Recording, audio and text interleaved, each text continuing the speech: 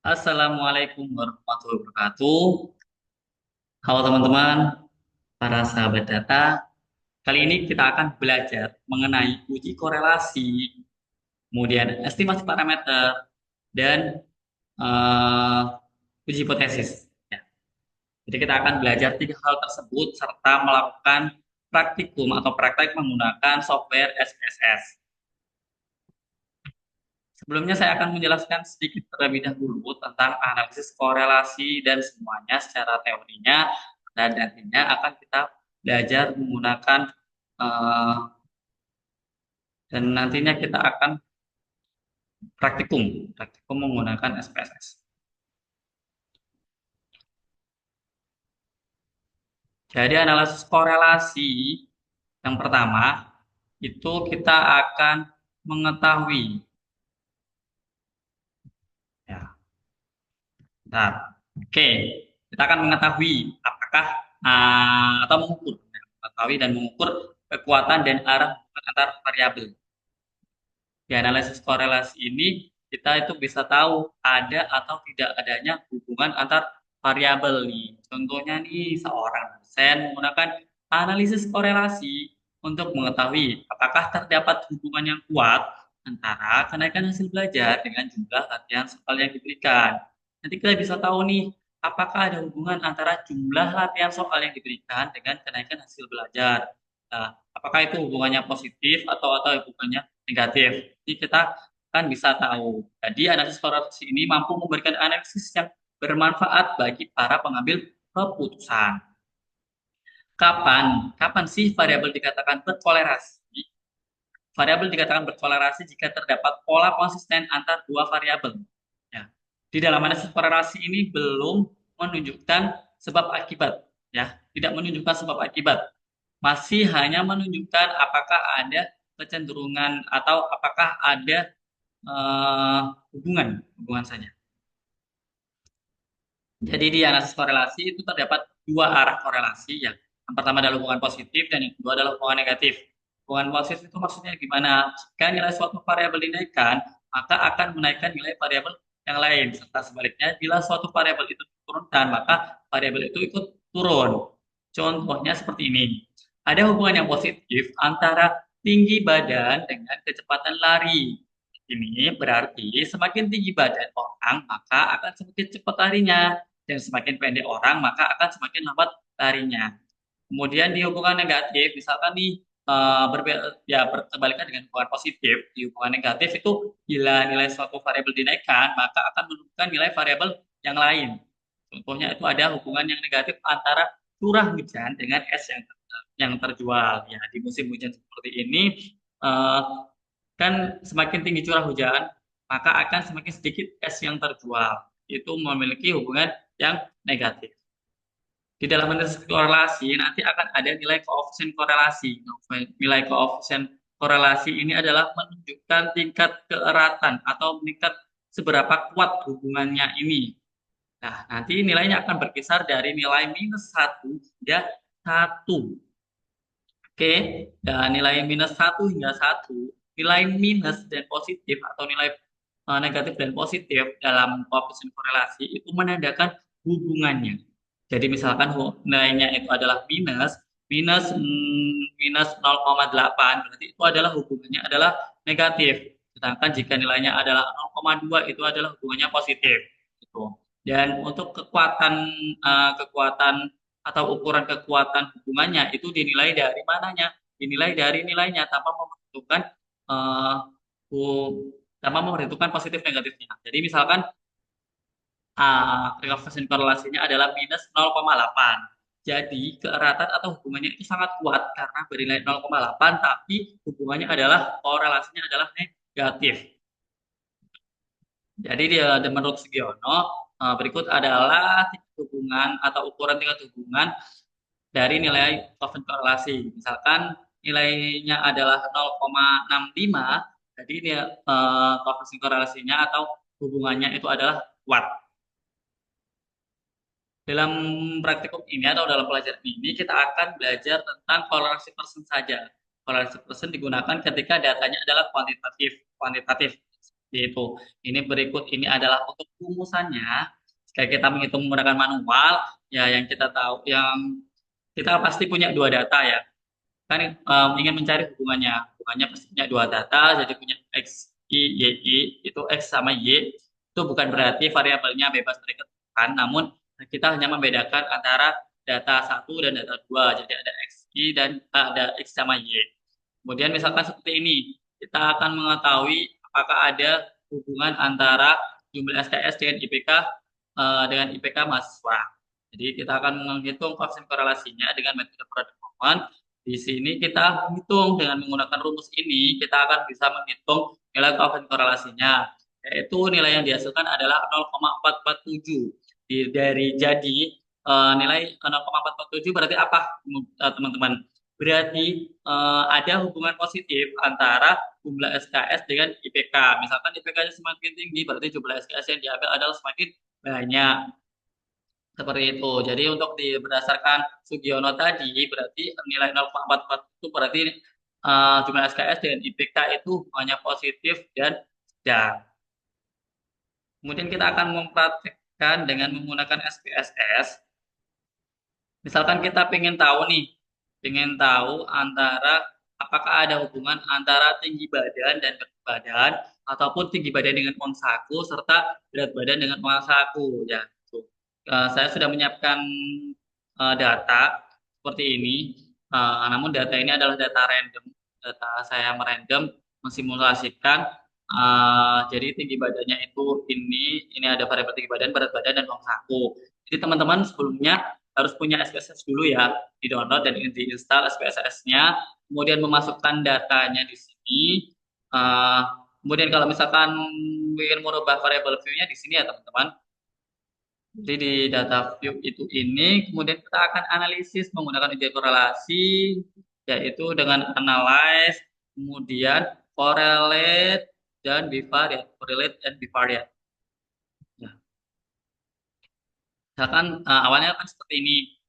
Nah, kita akan mengetahui hubungan antara tinggi badan berat badan. Terus kemudian juga tinggi badan dengan uang saku dan berat badan dengan uang saku. Jadi kita akan menggunakan tiga variabel ini. Kemudian kita menggunakan korelasi persen, total dan fragmented centang. Kita akan keluar seperti ini. Jadi di sini kita bisa tahu nih korelasinya. Korelasinya antara tinggi badan dan tinggi badan jelas satu ya. Kan yang dibandingkan tinggi badan sama tinggi badan. Nah, kemudian tinggi badan dan berat badan. Nah, tinggi badan dengan berat badan di sini adalah korelasinya adalah positif, positif dengan nilai 0,1. Jadi tidak terlalu kuat ya hubungan antara tinggi badan dan berat badan. Kemudian jika di sini juga bisa kita tahu tinggi badan dengan uang saku. Jadi pada tabel pertama saja kita membaca tabel pertama saja ini sudah bisa tahu hubungan atau korelasi antara tinggi badan dan tinggi badan dengan berat badan maupun tinggi badan dengan uang saku. Jadi tinggi badan dengan uang saku ini memiliki hubungan yang negatif ya, karena data simulasi ya mungkin ya.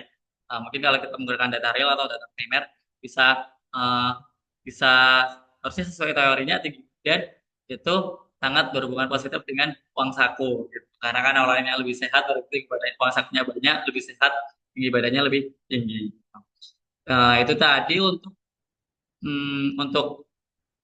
uji korelasi. Kemudian kita lanjutkan untuk yang estimasi parameter dan nantinya ada uji hipotesis juga. Di estimasi parameter ini kita akan memperkirakan sebuah parameter berdasarkan informasi yang diperoleh dari sebuah sampel.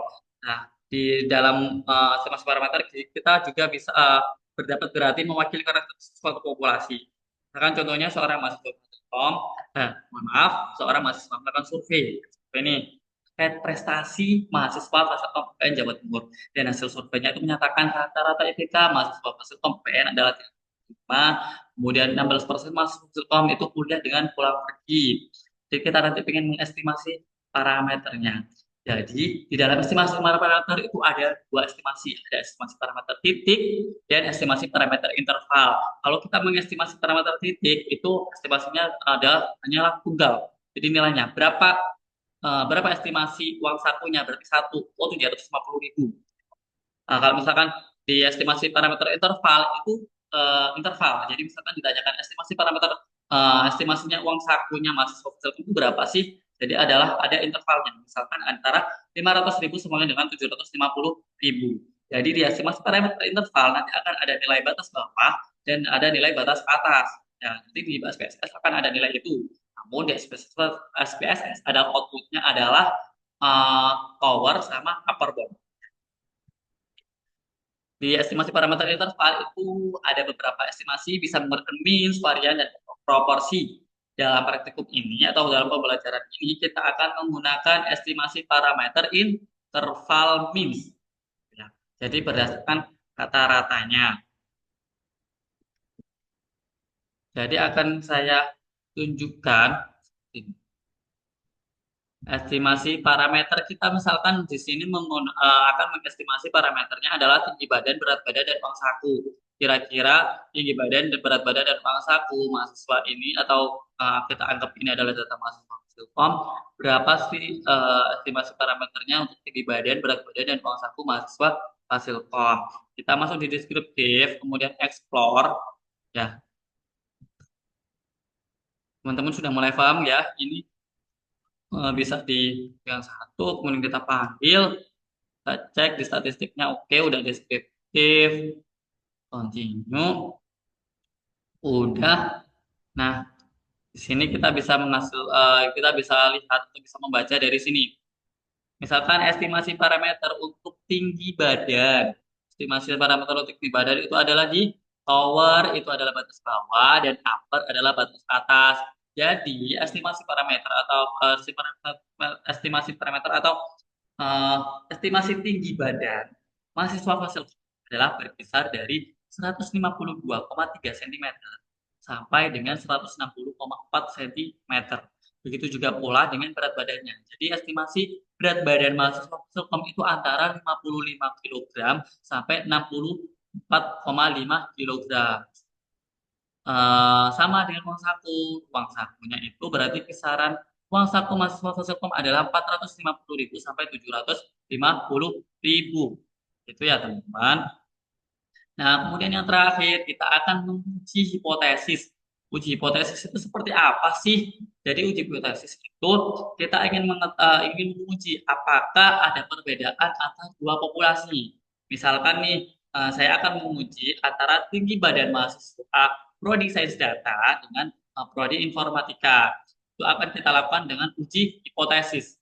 Nah, uji hipotesis ini sebenarnya ada beberapa uji. Namun yang kita gunakan untuk praktikum kali ini adalah uji hipotesis independent sample test. Kenapa independent sample test? Karena eh, tidak ada kaitannya antar kedua prodi atau sampelnya itu tidak ada hubungan. Ya, berbeda dengan misalkan contohnya seperti ini.